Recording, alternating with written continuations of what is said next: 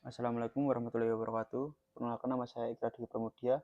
Di sini saya akan membuat video tentang apa itu manajemen proses dan apa saja yang ada di dalamnya. Eh, yang pertama, apa itu manajemen proses? Manajemen proses adalah fungsi utama dari sistem operasi yang bertugas mengatur proses, yaitu unit eksekusi terkecil dalam komputer. Ini adalah salah satu komponen paling kritis yang membuat komputer dapat menjalankan ribuan tugas kompleks secara bersamaan tanpa terjadi kekacauan. Di dalam itu ada efisiensi, multitasking, stabilitas.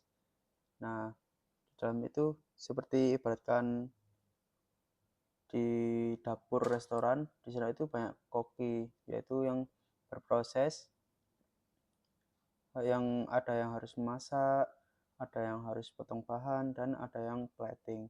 Nah, sistem operasi itu memastikan semua koki itu bisa bekerja bergantian tanpa tabrakan supaya dapur tetap efisien, makanan cepat keluar, dan tidak ada yang saling berebut alat. Lalu di kedua adalah program. Apa itu program? Program adalah kumpulan instruksi yang disimpan secara statis di media penyimpanan seperti hard disk atau SSD. Program itu merupakan entitas pasif, artinya ia hanya berupa file berisi instruksi yang tidak melakukan apapun sampai dijalankan oleh pengguna atau sistem operasi. Dan karakteristik dari program sendiri adalah bersifat pasif dan tidak menggunakan sumber daya CPU, tersimpan permanen di hard disk atau media penyimpanan lainnya, dapat disalin, dipindahkan, atau dihapus tanpa mengganggu sistem, menunggu untuk dieksekusi atau dijalankan. Nah, di program itu seperti resep makanan yang ditulis di dalam buku. Selama resep itu belum dibaca atau dijalankan, dia cuma kumpulan tulisan. Jadi program itu bersifat pasif dan hanya kekumpulan instruksi yang disimpan di dalam penyimpanan. Tuh. Lalu di sini ada proses. Nah, proses ini adalah program dalam aksi. Ketika program dijalankan, terbentuklah proses. Proses adalah program yang sedang dieksekusi oleh CPU, sehingga bersifat dinamis karena statusnya dapat berubah-ubah setiap saat. Setiap proses memiliki identitas unik bernama proses ID atau PID yang membedakannya dari proses lainnya. Nah, di proses ini itu baru ada koki yang sedang memasak mengikuti resep tadi. Nah, buku itu adalah programnya, lalu koki yang memasak itu adalah proses. Lalu di sini ada komponen-komponen dari proses, yaitu program counter, ada register CPU, stack, heap, data section, dan text section. Lalu di sini saya akan menjelaskan tentang proses control block atau PCB. Setiap proses yang sedang berjalan memiliki catatan penting bernama proses control block. Itu seperti KTP digital untuk setiap proses. Ia menyimpan semua informasi penting yang diperlukan sistem operasi agar proses dapat dijeda, dilanjutkan, atau dihentikan dengan aman tanpa kehilangan data atau status. Nah, di sini tuh ada identitas proses, status proses, program counter, informasi register CPU, informasi memori, dan informasi input output. Nah, di sini analoginya itu seperti di restoran tadi itu masing-masing koki itu punya catatan atau tugas pribadi, dan seperti ini, seperti menu apa yang mereka buat, bahan apa yang dipakai, berapa menit itu bahan akan matang, dan siapa pelanggan yang pesan. Catatan itu mirip dengan PCB dalam sistem operasinya. Lalu dilanjut di siklus hidup proses. Di setiap proses itu mengalami perubahan hidup yang jelas sejak dibuat sampai selesai dieksekusi dan resource-nya dikembalikan. Nah, dalam siklus ini itu sangat penting bagaimana sistem operasi mengelola proses. Yang pertama itu ada new, ready, running, waiting, dan terminate.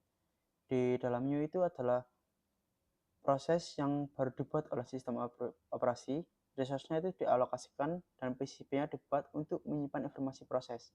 Proses belum dimasukkan ke ready queue. Lalu di ready, proses ini siap untuk dijalankan dan telah masuki ready queue, menunggu giliran CPU, memberikan waktu eksekusi kepadanya melalui scheduler. Lalu setelah dia masuk ke running, proses sedang dieksekusi oleh CPU dan menjalankan instruksi-instruksinya. Hanya satu proses yang bisa berada di state in per CPU core. Waiting, ini proses itu sedang menunggu event tertentu seperti input atau output selesai, ketersediaan resource atau sinyal dari proses lain. Proses dikeluarkan dari CPU. Terminate adalah proses setelah dieksekusi atau diterminasi oleh sistem operasi. Resource-nya dikembalikan dan PCB-nya dihapus dari sistem. Nah, ini tuh seperti analoginya seperti pekerja di pabrik. Dia itu mulai bekerja itu dari daftar dulu, lalu menunggu giliran di mesin, lalu setelah dapat mereka akan bekerja. Setelah bekerja itu mereka ada proses penunggu barang. Setelah menunggu barang itu bisa di terminate atau selesai, dia pulang. Nah, di sini ada lanjut di konteks switching, yaitu mekanisme di mana CPU berpindah dari satu proses ke proses lainnya untuk memberikan ilusi bahwa banyak proses berjalan bersamaan. Ini adalah fondasi dari multitasking yang membuat komputer modern dapat menjalankan aplikasi-aplikasi yang tampak berjalan serentak. Nah, itu seperti analoginya kayak ada dua koki nih di dapur, dan mereka itu harus bergantian pakai satu kompor. Misal sistem operasi itu harus bisa mengatur gilirannya. Saat koki pertama itu berhenti sebentar, lalu catatannya masaknya itu disimpan dulu, lalu koki kedua itu mulai masak dengan catatannya miliknya sendiri.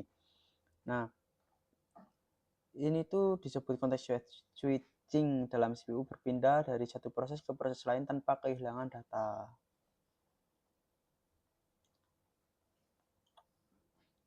Nah, di kesimpulannya itu program itu seperti resep makanan, proses itu seperti koki yang sedang memasak, lalu PCB itu seperti catatan kerja yang menyimpan status dan bahan. Siklus hidup proses itu seperti tahapan kerja dan dari mulai sampai selesai. Dan konsep switching itu seperti koki yang bergantian pakai alat dapur tanpa bikin dapur berantakan. Nah, ini sumber referensi saya itu dari Google dan ada dari jurnal. Yang pertama dari manajemen proses itu ada Judith Patricia yang diproses dari 2005.